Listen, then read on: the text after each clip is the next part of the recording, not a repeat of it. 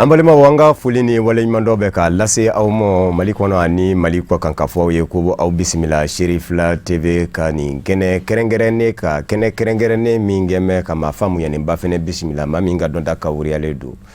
yelema nasira ula nafuluku nasira ufeneka kerengerene nyana bi amina kuma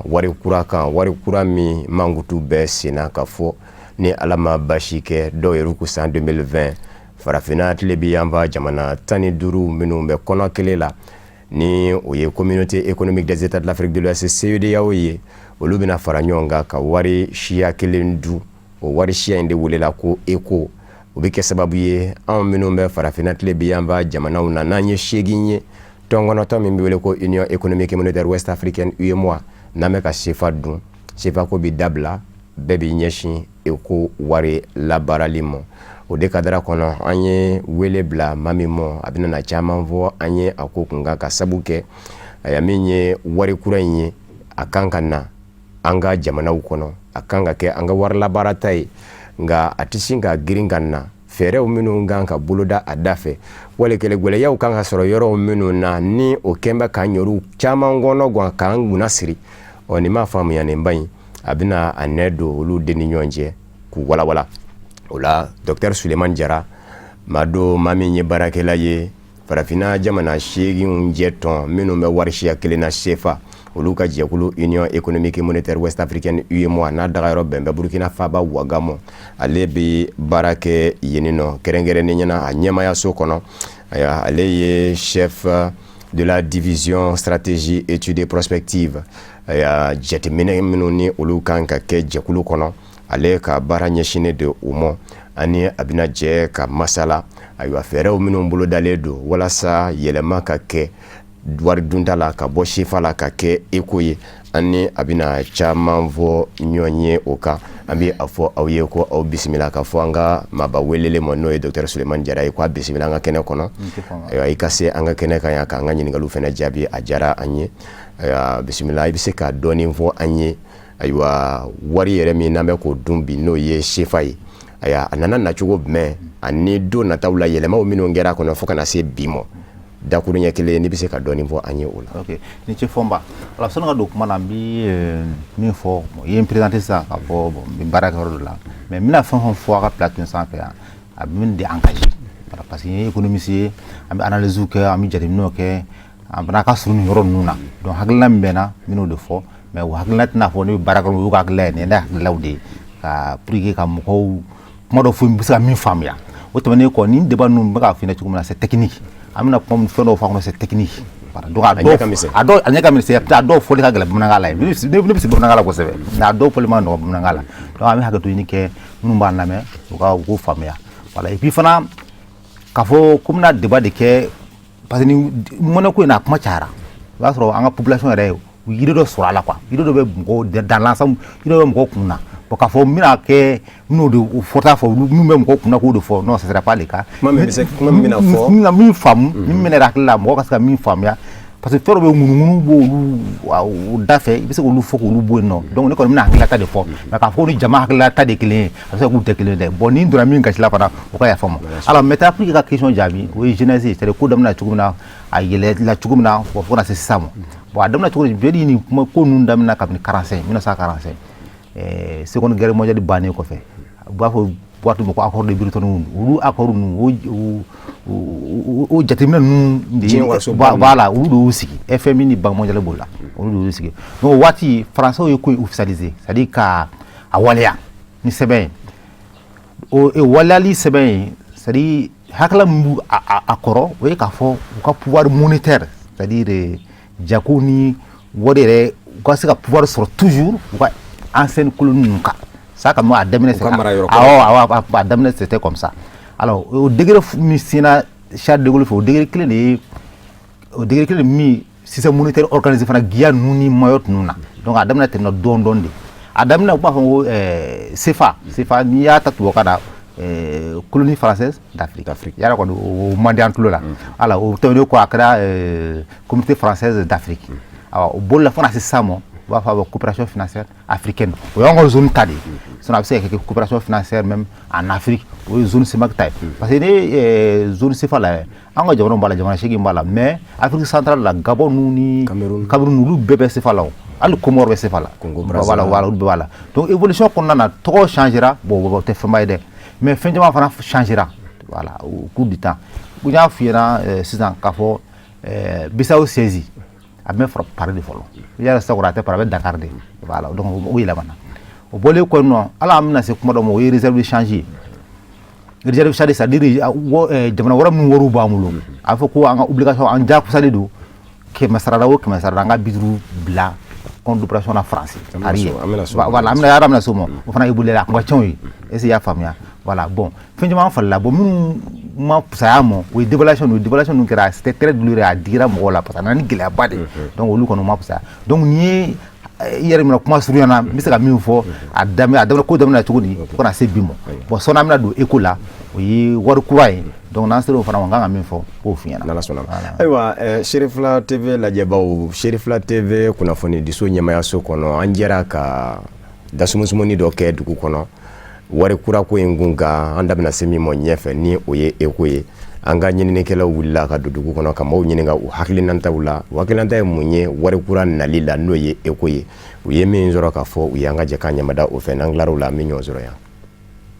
farafina tile bien fait jamano ka faranyon kan jekuluba CDAO o jamana nyemo ka nyonye do senfe munkera Abuja no Nigeria fabae uyu kan kekele ku na wari kura do sigi senka no be wele ko eko ni CDAO jamana tanduru bena jen ola o wari ko folen eko na CDAO jamana waru no nabla ka bara ona wale ya ka beni samba fla ani mugwain ni haklina nyuma muna bora farafina jamana nyemo yoro atanuna kosobe mali jamana den chama fe ko wa utun sigilendo na e ka fo ni beke o ambe sigilende tundo oka bo ni mogo maje ni mogo ma faranyonga ku kuma kaunga kelenye a yiriwa abigela de yere taw kele namba wele ko indépendance ango yere ma horonya les souverainetés au niveau de l'économie des finances et aussi au niveau du marché nimina ke sababuye farafina o a dugutanduro espace CDAO na fami mbeke ala jamana nyonje ni ambe ado wele ka fo la solidarité parce que fenge chamambe kebi halni amba fe kaninge nyemogo de bita kata sigi o nantu ya keta nga o be balengo ameklatun kabo ka fo angata americain no fe wala angata européen no fe alors kata war nyini e ngane an yero tabambulu fengadi ko bo eko onake wari sugu jumaye danfara jume nake ani CDAO jamana wari toche anake sabuye ka yiri wajume nati CDAO jamana okono jamana dew yere na nafa jume sorala danfara mimbala nebolo oye nye sefata bi sefa anga jamana imwa jamana ambede tado mais en kilente ka gérer parce que garantie do debala bi pour que sefa ka se kamene yoro werula français de ka garantie ba ko fe bon quelque part nia la dia avec comme anga horanya yere de madafa ko sobe parce que anko an indépendance citade cabinet 60 mais halibi français be kan andeme pour kanga anga wari kasika ke niveau do bon wari kuraina ango 600 nakera avec wari mi anga farafin jamano mimbe West Africain la ande ka monnaie do anta sinsim franciga ou bien jamana verla an yere ambanka anga moneta amba garantie ta an yere anga économie bi ala barkala économie bade do parce que niata anga PIB bi sikata fo dollar milliard keme 100 milliards on sait ko bo et puis anga mo fana mimbe ou 450 millions de bo en population donc nia la je espace fitinité donc o espace be na farla nyonkan on sait kan yerta garantie ka donga fo ni haklina nyuma tare la mali jamana den chama fe o ya ira ka korofo kono ko kuna sirilendo alisa ambao kuna foni jonjo mase soroni ko kunka kuba nyini jamana nyemo fe o ka nyefoli jonjon ke eko wari kunka ni wari shiraka yalame o hagla ngon kadai hal kada anay ankara fe jamana nu e farafin jamana nu an ka sani feerew bɛ nɔgɔya tan ka sagi bɛ nɔgɔya wari falenna yan fɛ a kɛra ta a bɔra ta o ni farafina yɛrɛ bɛna a yɛrɛ sɔrɔ ko nin y'a ka wari ye ne kɔni bolo o ye avantage belebeleba ye ni y'a da ne kɔni kelen ma a kɛcogo ka ɲi kojugu ne bɛ fɛ ka weledakan min fɔ Mali faamaw ɲɛna a kana kɛ kuma ye ten o k'a waleya a ka kɛ komi an fana ye commerçant de pour que an ka commerce ka se ka nɔgɔya an bolo a kana kɛ kuma tɛ a ka teliya yɛrɛ de a ka d'an kɔni ye anw ka hakili la sisan o yɛlɛma in kɔni hali ni yɛlɛma hɔrɔnya tɛ an y'o sira kɔni minɛ komi ji bɛ don kɔ la dɔɔni n'i bɛ tubabu bolo ni an fana kɛlen réseau de kɔnɔ sisan an bɛ don dɔɔni fo k'an tɛgɛ bɔ o bolo ni nin sira ka kɛ an bɛ taa la an ka faamaw fana ye cɛsiri kɛ taalen ɲɛfɛ fɛn wɛrɛ na kɛ min tɛ nin fana ne ka jate la parce que faamaw bɔ tila filɛ nin ye ka réunion wɛrɛ kɛ Niger k'a fɔ ko marché commun c'est à dire que bɛɛ bɛ jɛ bɛɛ ka fɛn ye kelen ye donc ni u y'o loi in ta ne bolo o ye koba ye tuguni ka tila ka n'a fara tuguni k'an ka wari ka kɛ wariba kelen ye tuguni ne bolo n'olu fila farala ɲɔgɔn kan a ka ca Ala fɛ an bɛ mun ɲini masa Ala fɛ n'o ye jamanadenw bɔ nɔgɔla ye a bɛ sɔn ka ɲɛ sɔrɔ n'an bɛɛ lajɛlen farala ɲɔgɔn kan sisan ka Sidi ko bɔ yen ka Neyira ko bɔ yen ka Sefa ko bɔ yen ka kɛ ko ECO donc moi je pense que koba de parce que jamakulu jɛlen de bɛ bi fɔ donc sisan n'an bɛɛ ka wari kɛra kelen ye falili ko t'a la quoi ça veut dire que ne bɛ an bɛ wuli ni ECO kelen ye a bɛ mun ɲa ye Mali kɔnɔ a b'o de ɲa ye Nigeria donc fo ka taa o dugu 15 in k'o fara ɲɔgɔn kan donc o ye wari suguya kelen de ye donc ne bolo ye koba de ye ni komi n'a a mɛnna ka sɔrɔ a ma kɛ yɛrɛ donc a kun ka kɛ a mɛnna pour que farafina jamanaw fana ka lafiya k'aw ladɔnniya k'a fɔ an bɛ don min na ko bi wari n'a bɛ f'a ma ko mɔnɛ o suguya 8 de bɛ sɔrɔ CEDEAO jamanaw kɔnɔ i n'a fɔ franc CFA ni UEMOA jamanaw jɛlen don o la Naira, Cedi, Dalasi n'o ye Gambi jamana wari ye Liberia dollar ani Laginɛ wari fo ka taa bila Escudo ani Leon na ninnu de wari ye mun bɛ dun CEDEAO jamana 15 kɔnɔna na. Ayiwa nin kun ye an ka sɛgɛsɛgɛli ni wulikajɔ ye ECO ko in na min kan ka bila wari CFA nɔna don nataw la o la Dr Sulemani Jara UEMOA kɔnɔ i y'o baarakɛla ye nka i yɛrɛ ye tamaninga ye Bugula kɛrɛnkɛrɛnnen ɲɛna barawle cercle la i tɛmɛ zenama de don n'o tɛ i kun nana seliba de la faso kɔnɔ ayiwa i kan ka segin ka taa Burkina don nataw la ayiwa nin jɛmukan min dɛmɛnen filɛ nin n b'a dɔn k'a fɔ ɲɛfɛ an da bɛna se a yɔrɔ dɔw ma bawo dɔw y'u ka nisɔndiya jira a kɛli la nka dɔw y'a jira k'a fɔ danfara tɛ ani kɔrɔlen ni ɲɔgɔn cɛ ka sabu kɛ bondo min ni o bɛ faranzikaw fɛ yen ni o jɔn bɛ a kɔkɔrɔ ka a garanti nka yan'o cɛ ne yɛrɛ ɲininkali fɔlɔ la yala faranzi jɔyɔrɔ bɛ BCEAO Banque Centrale des États de l'Afrique de l'Ouest min ni o y'an ka warisoba ye a ɲɛmayaso conseil d'administration ŋunuŋunu cayara k'a fɔ faranzi bɛ a kɔnɔ a dan tɛ k'a fɔ a b'a kɔnɔ dɛ ko sariya dɔ b'a yɛrɛ bolo sariya in ye mun ye ni i b'a fɛ i ka hakilina min ka sabati i b'o sariya ta k'o yanga n'o kɛra tɔw bɛ segin kɔ a bɛ to eta la o kama ko droit de veto ko faranzi bɛ conseil d'administration kɔnɔ droit de veto bɛ a bolo fɛn caman fɔlen do fana k'a fɔ min ye an ka wari dunda CFA in a dilali n'o ye ka imprimer ko wajibi de don a bɛ kɛ faransi jamana kɔnɔ o n'a ɲɔgɔnnaw a ŋunuŋunuw ka ca nka i bɛ se ka mun fɔ an ye nin kun fɔlɔ in na yan'an ka don dɔ wɛrɛw la. Ok, i ni ce Fɔnba alors pour que ka na n'i ka question fɔlɔ ye i y'a fɔ k'a fɔ min bɔra an ye min layɛ sisan k'a fɔ an bɛna segin o kan y a pas de problème an bɛ se ka segin o kan voilà problème foyi t'o la min ye conseil d'administration ye c'est vrai que faransi b'a kɔnɔ c'est à dire conseil d'administration BCEAO la mais comme y'a f'i ɲɛna toujours cogo min na a évolué la c'est à dire fɔlɔ a kun ka ca nin yɛrɛ mais ça je pense que conseil d'administration na mɔgɔw kɔnɔnɔ don 8 ye an ka zone ta ye 1 ye français ni ma fili dɛ voilà bon donc o kɔni o ye tiɲɛ bon mais k'a fɔ ko droit de veto de bɛ yen droit de veto yɛrɛ tɛ yen voilà droit de veto tɛ yen ne b'a n bɛ k'a tiɲɛ de fɔ da n ko bɛna fɛn dɔw fɔ min peut-être min ma nɔgɔ population ma mɔgɔw y'a faamuya cogo a ma nɔgɔ u ma quoi voilà droit de veto tɛ yen nɔ u bɛ décision minnu ta u bɛ kuma minnu u bɛnkan minnu bɛ yen nɔ n'i y'a sɔrɔ k'a fɔ mɔgɔ de yɛrɛ kan ka mara cogo min na a décision c'est l'inanité simple c'est à dire n'a ye mɔgɔ da ni mɔgɔ kɔnɔ ni mɔgɔ wɔɔrɔ sɔnna dɔrɔn o y'a bannen voilà l'inanité simple mais majorité comment dire la majorité est comme simple voilà mais inanité bɛ ɲini yɔrɔ min na c'est à dire bɛɛ ka bɛn a kan o ye ni kumakan minnu bɛ yen nɔ bɛnkan dɔw bɛ yen n'i y'a sɔrɔ a bɛ stati ko yɛrɛ juguruba ye min ye n'a b'o de toucher o la kɔni a fa bɛɛ ka bɛn de voilà mais k'a fɔ droit de veto bɛ yen nɔ droit de veto tɛ yen alors o tɛmɛnen kɔ i ye wari dilanli fɔ alors ni ye wari dɔ bɛ yɛrɛ kɔrɔ voilà ni ye comment dire si tu prends ça ni bin na bin filɛ nin ye k'a fɔ an b'a fɔ ko wari de mais k'a fɔ sanu de b'a la k'a fɔ warijɛ de b'a la n'o tɛ nin wari in filɛ nin ye kɔɔri de don kɔɔri de don awɔ kɔɔri de don a bɛna fɔ kɔɔri ala sisan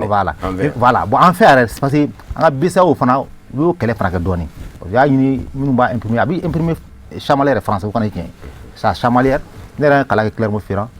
ni chamalière bɛɛ tugulen ɲɔgɔn na n yɛrɛ y'a ye a bɛ tila yɔrɔ min na koyi mais ma don a kɔnɔ k'a lajɛ kɔni a bɛ kɛ cogo min na alors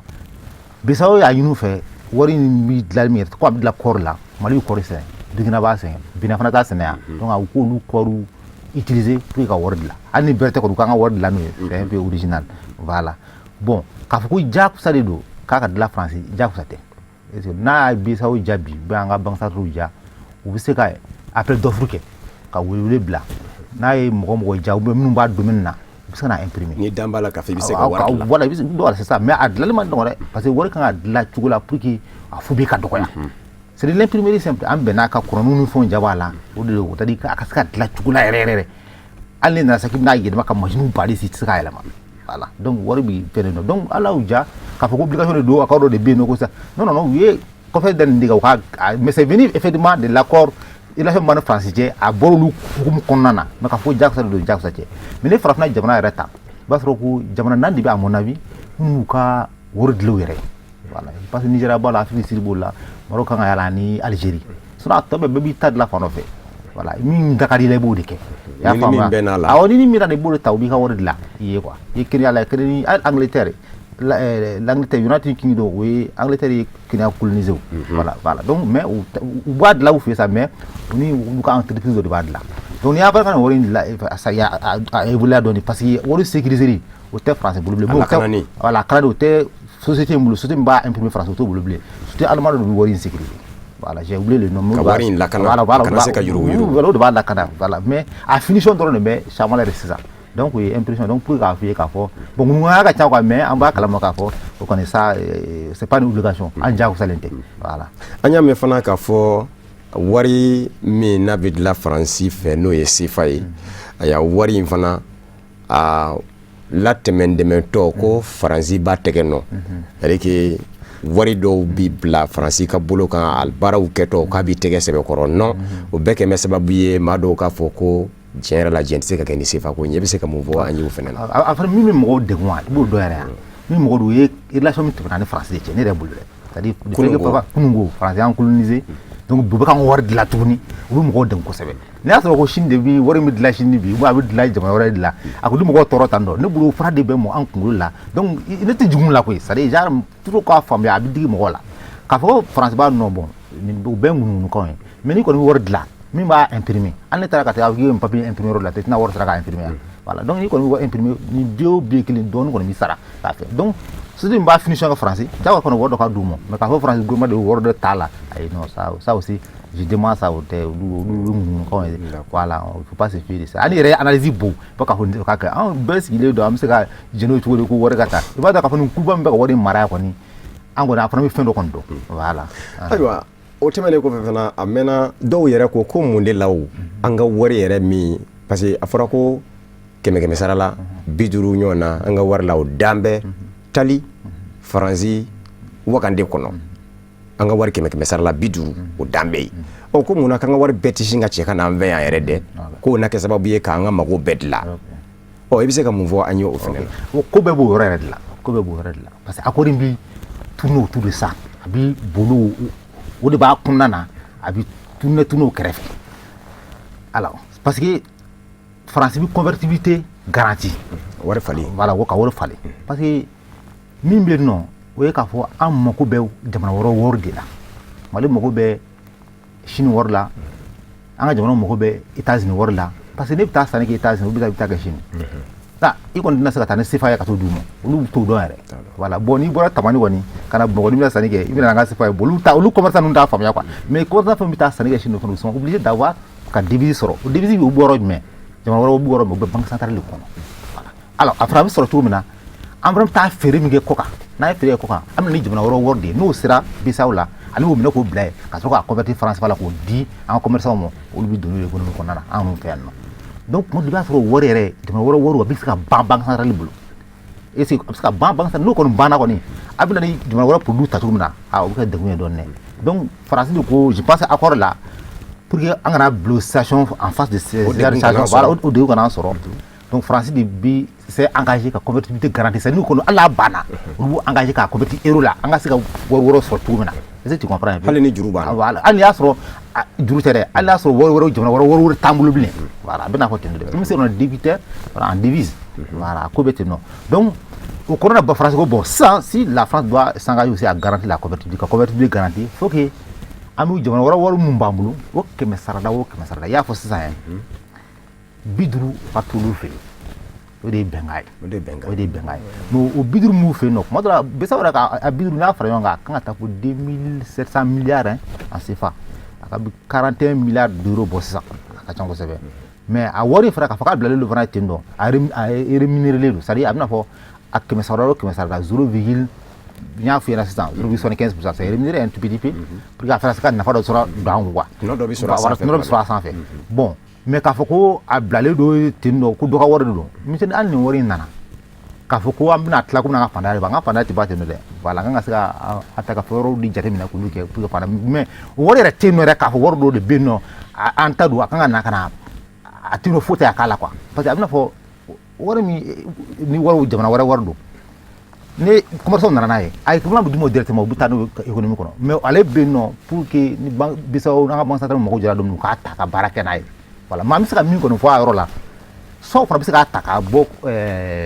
trésor français la ka taa bila yɔrɔ wɛrɛ yaasa min bɛ fara a kan i ye min fɔ sisan a tɔnɔ o ka caya mais o fana i ye marché financier jateminɛ o ma min ka ca 0,75 o fana ma nɔgɔya yɔrɔ ninnu na dɛ voilà u bɛ se k'o fana jateminɛ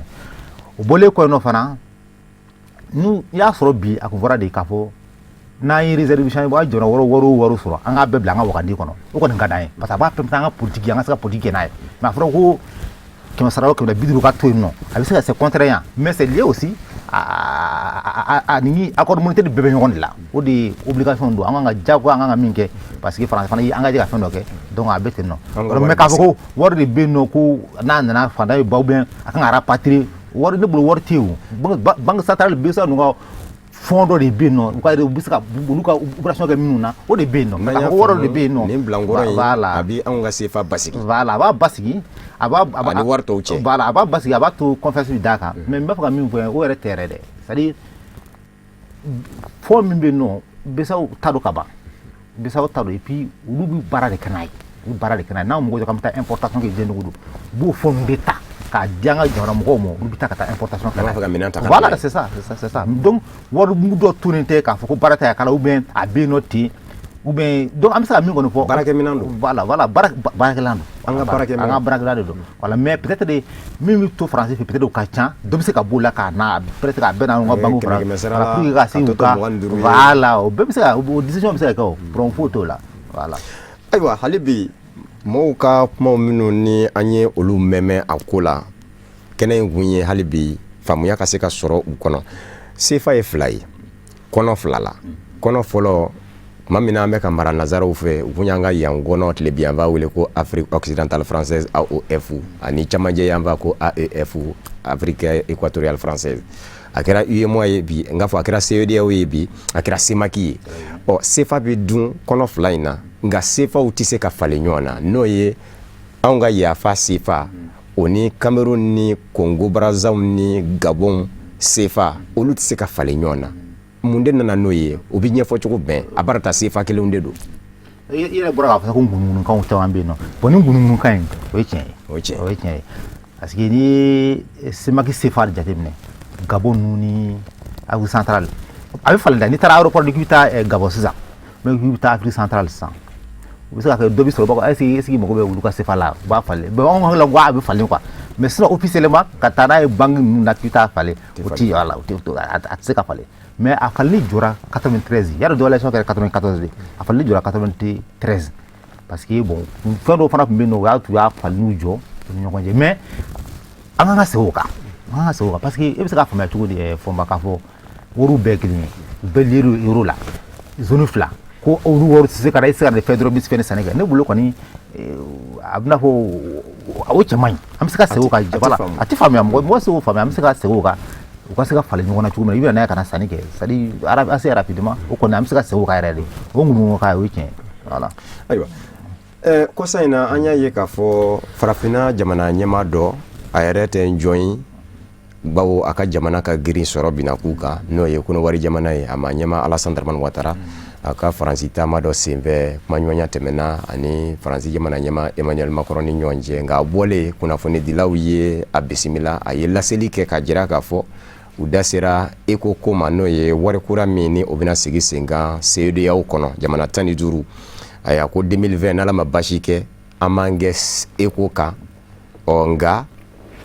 laɲini dɔw bɛ yen f'olu ka dafa i la fɔlɔ jamana walasa i ka se ka ECO in bila sen kan wali kelen i ka wari dunda ka se ka kɛ ECO in ye ka bɛn ni san 2020 nka ko farafinna jamana 8 minnu jɛ bɛ wari siya kelen na ni o ye Union économique monétaire ouest africaine UEMOA ye n'an b'o kɔnɔ ko jamana caman labɛn bɛ ka se ka ECO donni daminɛ san 2020 o tumana minnu ma laɲiniw bɛɛ dafa ko ma ko critère de convergence olu bɛ se ka an sɔrɔ ɲɛfɛ ni an ma kɛ ECO dunfɛn ye san 2020 k'an yɛrɛw y'a ye farafinna k'a fɔ hali bi an ka dɔɔnin kɛ sefa ko in kan yala yɛlɛma dɔw de kan ka kɛ walasa ka baara nɔgɔya wa ni yɛlɛmaw kan ka kɛ o kan ka kɛ yɛlɛma jumɛnw ye. En fait bon i ye kuma faamu et puis ni question c'est important n'i y'a sɔrɔ an ka to sefa de la i ka kuma y'o de jira n'an ka to sefa la fo ni waati ni jɛ mun de kan ka kɛ ne bolo i ka kuma n'i y'a faamu wala o de don alors sanu waati jɛ min kan ka kɛ ne kɔni bolo wari in tɔ kan ka changer c'est à dire n bɛna ko ta kuruba fila a kɔnɔna a n'a kɔkan na a kɔkan na o ye wari tɔ kan ka changer y'a dɔn ni wari tɔgɔ changer ten i ma fɛn k'a kɔnɔna na i ma baara bɛrɛ kɛ o mais a tɔ kan ka changer parce que toujours franc CFA i m'a ye CFA colonie française d'Afrique a toujours an b'o CFA kelen na a sera coopération financière africaine hali n'a tɔgɔ yɛlɛmana mɔgɔ min b'a fɔ b'a ko c'est toujours a bɛna fɔ an ye français ka jɔn ye donc n'a tɔgɔ yɛlɛma ka kɛ ECO fo t'an boli kan ka tɔgɔ kɛ ECO ye ala an bɛ se ka tɔgɔ yɛlɛma ka tɔgɔ wɛrɛ d'a la Ghana tɛ nin ya sedi u ka kan dɔ bɛ ko akan voilà akan wa a bɛ fɔ ko kori c'est à dire a bɛ ko wari yɛrɛ wala kolon voilà c'est ça ECO kɔrɔ de ye kolon de don sedi kɔrɔ de ye kolon voilà sedi kɔrɔ ye ko kolon de akan na u ka kan dɔ bɛ ko akan voilà kɔrɔ de y'o ye bon an fana bɛ se mais olu y'o kɛ kabini indépendance waati ninnu an bɛ se o fana kɛ problème foyi t'o la et puis ni wari fana tɔgɔ sariya ka kɛ ECO ye a bɛ na ni nafa dɔ ye a bɛ na nafa min n bɛn'o f'i ɲɛna sisan o ye k'a fɔ i bɛ se ka sɔrɔ fo bɛ ni fɛnw ba de bɛ dɔw bolo ni wari frappé sisan tuguni k'a kɛ ECO ye olu t'olu bolo yen o ye tiɲɛ o tɛ se k'a bila circulation na bilen n'i y'a tɔgɔ sariya sisan fana parce que Nigéria ninnu fɛn ninnu jateminɛ jamana caman b'an kɛrɛfɛ oui France de ta k'a mara parce que France c'est stable ale tɛ bouger kosɛbɛ voilà parce que naira ninnu bɛ yɛlɛ ka jigin o donc ale ko a tɛ yɛlɛ ka jigin u b'a kɛ wari maralan de ye ka kɛ wari ɲini sira voilà u b'a mara yen nɔ o de b'a labɔ ka se ka tɔnɔ sɔrɔ a kan donc o fana hali o man ɲi a ma donc sisan n'i y'a a tɔgɔ changer o bɛ to olu bolo yen u bɛ se k'a bila circulation na bilen donc i y'a dɔn changer k'a tɔgɔ yɛrɛ falen nafa dɔ bɛ se ka sɔrɔ o la alors o bɔlen kɔ yen nɔ i ye wari impression fɔ c'est à dire wari dilanli ne bolo komi n'a fɔ kuma cayara parce que kuma dɔ la n'i ye mɔgɔ jate u degunnen don an ka ni faransi commune tɛmɛna ni ɲɔgɔn cɛ u degunnen don dɔw la donc an bɛ se k'olu dɔw yɛlɛma o ne bolo sisan impression u bɛ se k'a bɔ a bɛ yɔrɔ min na chambre k'a appel d'offre kɛ voilà mɔgɔw spécialiste bɛ diɲɛ kɔnɔ bi u bɛ se ka wari imprimer ka ɲɛ dɛ comme usine bɛ chambre u bɛ se ka appel d'offre kɛ k'a di min bɛ se ka kɛ ka ɲɛ tuguni donc k'a lala an ka fan fɛ ou bien u bɛ se ka dɔ yɛrɛ ɲini an ka fanfɛla fɛ min bɛ se ka kɛ ni faransi ou bien min bɛ se ka kɛ ni jamana wɛrɛ ye mais a kɔni ka kɛ ka ɲɛ parce que n'an ko fana k'an b'a b'o la ka an ka wari yɛrɛ imprimer comme je disais entre temps a ma nɔgɔn dɛ parce que i b'a kɛ ka ɲɛ pour que a kana se ka falsifier cogo min na a kana se ka yɛlɛma cogo min na voilà fo b'i ka dɔgɔya la donc o de bɛ yen nɔ donc an bɛ se ka o yɛlɛma impression bɛ se ka yɛlɛma a bɛ se ka na an ka fan an bɛ se ka appel d'offre ka mɔgɔ wɛrɛw ta olu ka imprimer cogo min na alors o bɔlen kɔ yen nɔ o ye an ye convertibilité bɔ sisan c'est à dire CFA CEMAC CFA Afrique centrale CFA n'anw ka CFA olu bɛ se ka falen ɲɔgɔn na cogo min na an bɛ se ka olu falen ɲɔgɔn na bon hakilina olu bɛɛ ka bon sisan min b'a to an bɛ se ka t'o fan fɛ u ka se ka falen ɲɔgɔn na rapidement hakilinaw bɛ sen kan alors o bɔlen kɔ yen o ye ko kunganna ye a kɔnɔna an bɛ se ka fɛn fila de f'i ɲɛna alors fɛn fɔlɔ o ye compte d'opération an ye compte d'opération fɔ sisan a fɔ man di bamanankan la dɛ wari latɛmɛ cogo voilà compte d'opération wari labɔ cogo wariso dɔ la ka taa an y'a fɔ sisan ko jamana wɛrɛ wari min b'an bolo o 100 sarada o 100 sara 50 kan ka to faransi pour que faransi ka convertibilité assurée voilà donc là c'est ça comme ni o kore sana an banque centrale ni warma jamana waruma kubulo samina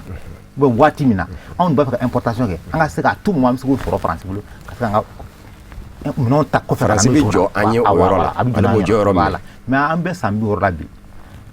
am ko mo jo France la ako kan aralema mo jo la mais mi se ka fo wati la 90 wala na dévaluation wati no na mo jo la an ga wala gele zura am mo jo France la ya ke mais comme no bora la am ko bo jala donc il mo ko te ka yo femina mi se ka fo envisager ka fo bon ni ko be tuguna sa anga yelema donna pour ko luka tuiti ango franc ou bien anga taka bla woro la o yelema du fond am so ke mais ni mbede siga kumai ani français jira siga ka kumai ka fa keta bo bi angla to blin ou bien anga ko yelema na ba anga siga kuma anga yelema ke donc ne bulu anga taw de safe bi nya fu toujours ad baro damna na ka fo parce que passion ba débat na kujuru c'est-à-dire moko ru ngane do voilà bon alors que ni ko bi baski de ka réfléchir ka qui miri ni mirla yella tu passion ka pusa kusebe mini dujura ni ko e abisa ka na cheni hakile ka bla du awo ba hakile ka buzan ni akma bla du je ni ngola dron abisa na cheni parce que me kololo chama ngona bi aya jara pour me sécurité ru be no c'est-à-dire be molani fo mbanga jamano la trizuku pro be no na fra ko gela ambola kele ro kara faruka amay voilà donc an hakili bla ni du je ab ko bi keten dodi donc faut ta empêcher ko d'accord là o bolé ko non compte d'opération am se ko mais na jete mines wato ne wula fo ma yoro mbuka lamu ba ko euro dorma kele ko banga ko ni bisa waje pas 655 voilà c'est ça donc ni bisa nyora ni ani murumuru voilà era ko ni ko ni kamni menega euro dola abo tukula tu voilà mais dolari ibisa ka dollar do wori chimo ka wo États-Unis ça sonda fe e tota atkila kele mo gleb sa wori chimo wula fe bita fra yele mana ato boblion voilà donc le fait que anga wori donner le euro là abisa ka changer parce que ni yega wodlo mo ko ka fo kolom numbe aka yelni ka jigi kono na buka boy est-ce ya famia d'accord comme na fa ka anafani do baro na fa baro de donc na jere mi ça ani France def mi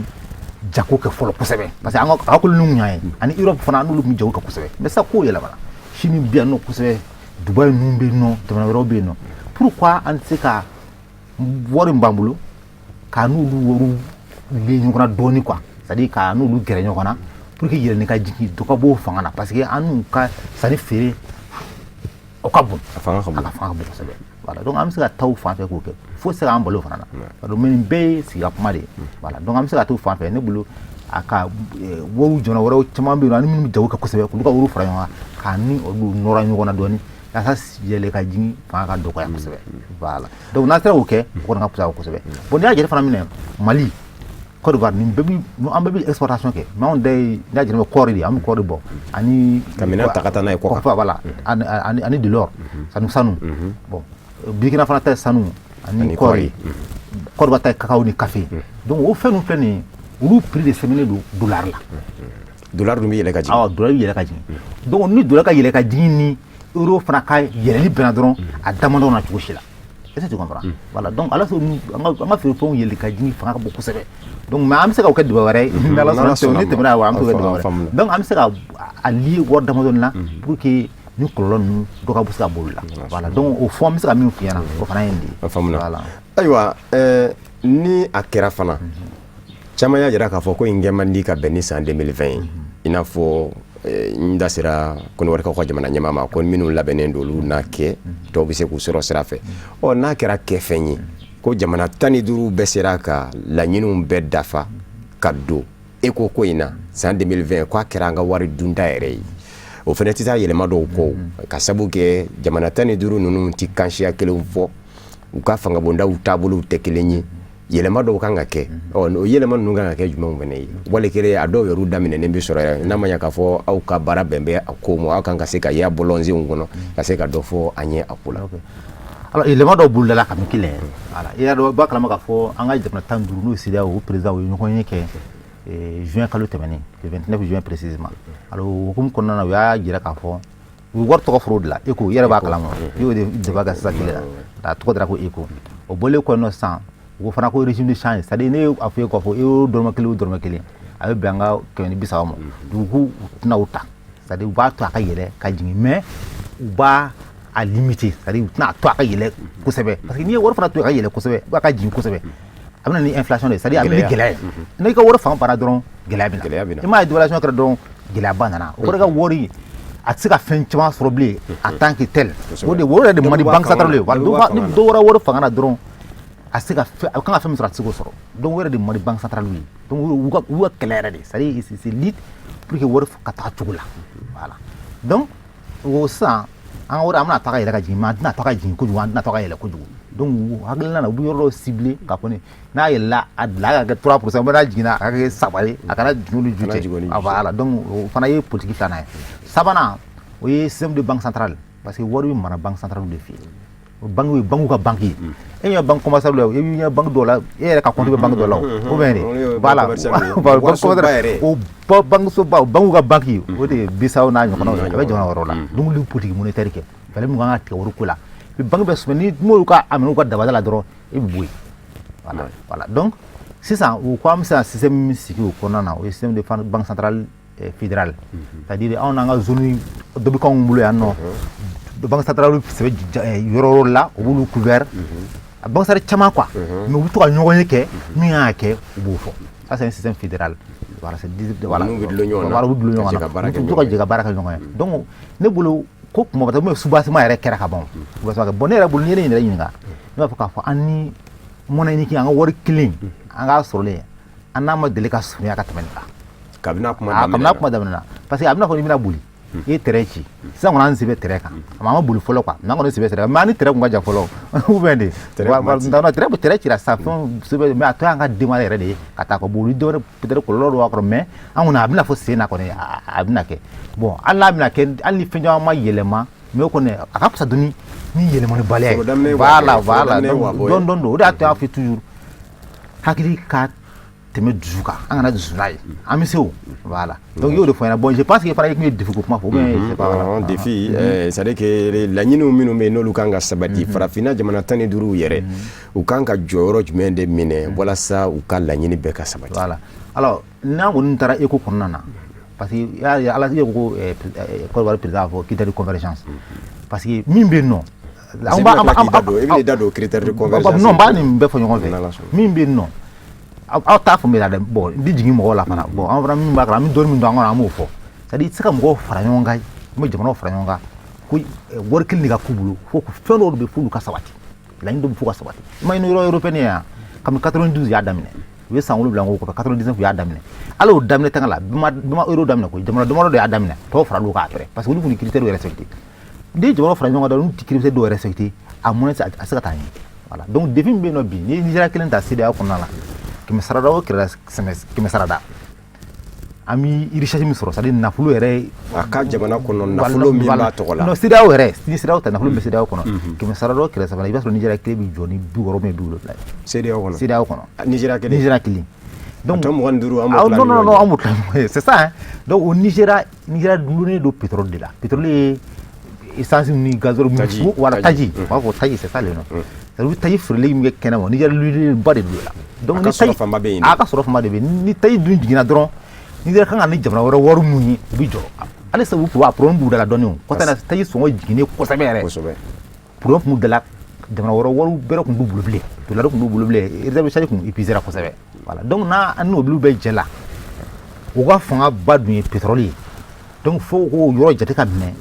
hali n'o jiginna pétrole fanga jiginna kosɛbɛ fo que jamana wɛrɛw ka mari ka bonya kosɛbɛ olu ka wuli olu ka girin ka wuli ka se k'u ka ɲɔgɔn dafa n'o ma kɛ dɔrɔn il y aura un problème voilà donc o problème wale kɛlen ka Nigéria fɛnɛ ka sɔrɔ ka lajɛ ka bayɛlɛma a kana kɛ taji dama ye voilà donc y'o f'i ɲɛna sisan k'a sɔrɔ ma débat daminɛ k'a fɔ a kana kɛ taji dama ye parce que n'a fɔra hali bi an ka jamanaw bɛɛ b'a la yan Mali ka sɔrɔ ma ka kɛ kɔɔri ni sanu ani sanu dɔrɔn ye kɔɔri yɛrɛ a bɛ se ka bayɛlɛma ou bien de kafe ni kakawo filɛ nin Côte d'Ivoire fɛnba de don a bɛ ta dɔrɔn ten nɔ ka taa feere ten ka sɔrɔ a bɛ se ka bayɛlɛma ka kɛ chocolat ye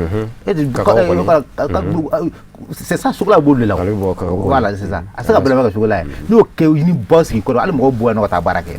voilà donc fo ka bayɛlɛma donc parce que n'a ye plus fɛn bayɛlɛma a prix tɛ taa ni ka segin dɔ b'o fanga la a bɛ jɔyɔrɔ kelen mɔbiliw tɛ nin yan olu yɔrɔ kɔni u taa ni ka segin mais n'u a bɛ yɛlɛ sanfɛ san dɔ la a bɛ se ka bin kosɛbɛ donc fo k'an ka Nigéria ka se ka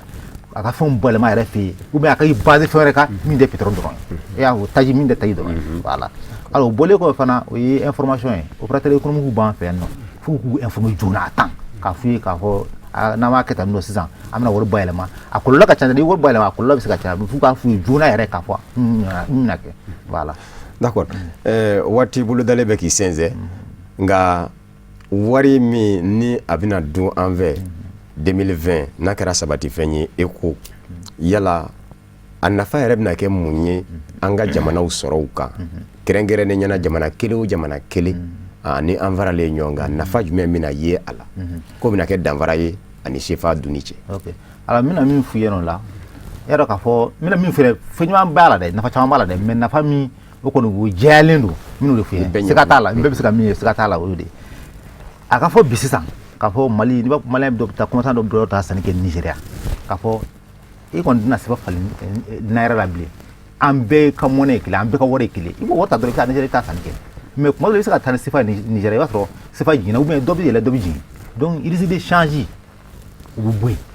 voilà donc n'o bɔra dɔrɔn hali banque minnu b'an ka zone kɔnɔ i b'a sɔrɔ olu bɛɛ ka gafe sɛbɛnw ye kelen u taacogo ye kelen u baara kɛcogo olu ye kelen donc o bɛ an ka jagokɛlaw ni an ka commerçants lafiya kosɛbɛ opérateur économique a b'u lafiya kosɛbɛ hali minnu b'a fɛ ka taa investissement kɛ ka taa usine jɔyɔrɔ wɛrɛ la a b'olu lafiya kosɛbɛ donc du coup a b'a to an bɛ sanni feere min k'an ni ɲɔgɔn cɛ u bɛ yɛlɛ kosɛbɛ voilà donc o ka fisa an ka jamana ninnu kosɛbɛ donc o kɔni y'a ça c'est o kɔni o jɛyalen don donc n tɛna don a tɔ la parce que i yɛrɛ ko i yɛrɛ ko temps sera ka ban n tɛna don a tɔ la bilen quoi bon voilà ko temps sera a tɔ bɛ yen nɔ mais kɔni ça c'est direct très direct ayiwa jamana ninnu n kun y'a fɔ n ka kuma kun fɔlɔw la dɔw ye anglais kan fɔlaw ye dɔw ye faransi kan fɔlaw ye n'a fɔra ko olu ka fara ɲɔgɔn kan ka warisiya kelen dun dɔw y'a yira k'a fɔ degun bɛ a kɛcogow la nka n dan b'a la k'a fɔ labɛn dɔw sabati n bɛ wali kelen yɛrɛ bolo a bɛ nɔgɔya sira jumɛnw fɛ foyi t'o la a bɛ se k'an di kan kelen bɔ mais an bɛ wari kelen mara union européenne tɛ ne yan faransi ka de fɔ allemand ka de fɔ yan nɔ bon jamana wɛrɛw t'olu t'u ka kanw fɔ mais u bɛɛ ka wari ye kelen voilà a bɛɛ euro ye mais o kɔni kɔnɔ n'a ye u ka wari kɛ kelen dɔrɔn a bɛ disposition de ta a bɛ fɛɛrɛ dɔ sigi sen kan banques ka fonctionnement n y'a fɔ sisan banques ka fonctionnement cogoya ani hali jama yɛrɛ mara cogo directive dɔw bɛ yen u ka finance publique jamana yɛrɛ ka wagande b'o mara cogo min na a b'olu bɛɛ kɛ mara cogo bɛɛ kɛ kelen ye dès lors que n'olu kɔni kɛra kelen ye a ka ca na kɔlɔlɔ ti bɔ a la donc o dɔ fana bɛna kɛ min ye o ye critère de convergence ninnu ye n'a fɔra bon Mali an ka gɛlɛya san o san min fara gɛlɛya kan n'o ye 3% saba dɔrɔn ou bien Nigéria ta fɔ 7 ye non a ka gɛlɛn an ka se ka fɔ donc olu an ka disposition dɔ ta yɔrɔ la pour que an ka se ka continuer wari kelen ye cogo min na voilà a ka d'an ye an ka ɲininkali caman kɛ ko in kun kan nka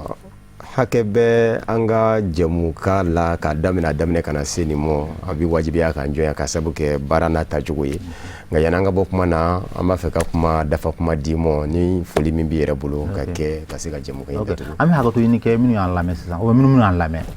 parce que ni kuma ninnu a man gɛlɛn voilà c'est technique se ka dɔw bɛ yen nɔ kuma dɔw fɛn dɔw bɛ yen nɔ yɛrɛ an ye débat in kɛ ɲɔgɔn fɛ de koyi olu fɔ man di bamanankan la dɛ an tɔ sisan mi débrouiller bamanankan la kosɛbɛ voilà donc an bɛ hakɛto ɲini k'o kɛ fu fɛ o la alors o bɔlen kɔ yen nɔ n bɛ karamɔgɔ fo voilà ne ka fa a bɛ s'a ma voilà n b'a fo kosɛbɛ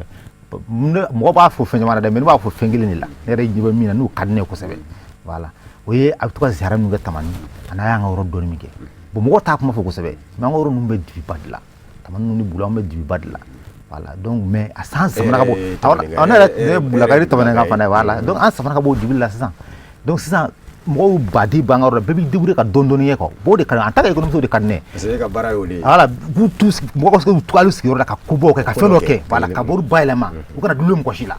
o ka di ne de ye donc mais sa karamɔgɔ a bɛ fɛ ka bɛ zɛrɛ ka bɛ taa ni mɔgɔw ye a bɛ na ni autorité dɔw ye o yɔrɔw ye projet camanw nana mɔgɔw lafiyara dɔɔni donc o kɔni mɔgɔ t'o sara sɔrɔ mɔgɔ se k'a fɔ k'u da yɛrɛ ye nin ye donc o diyara ne ye kosɛbɛ donc n b'a fo la kosɛbɛ n b'a ka denbaya fo n b'i yɛrɛ fo Fɔnba ani Cherifla TV i ka journal ka di kosɛbɛ i min kɛ bamanankan la surtout voilà merci beaucoup i ni ce voilà ayiwa Cherifla TV lajɛbagaw Mali kɔnɔ ani Mali kɔ kan nin ye kurun selen siɲɛ kan an kun gɛn kun bɛ ka wele bila an ka maafa mun ɲɛna ba min mɔ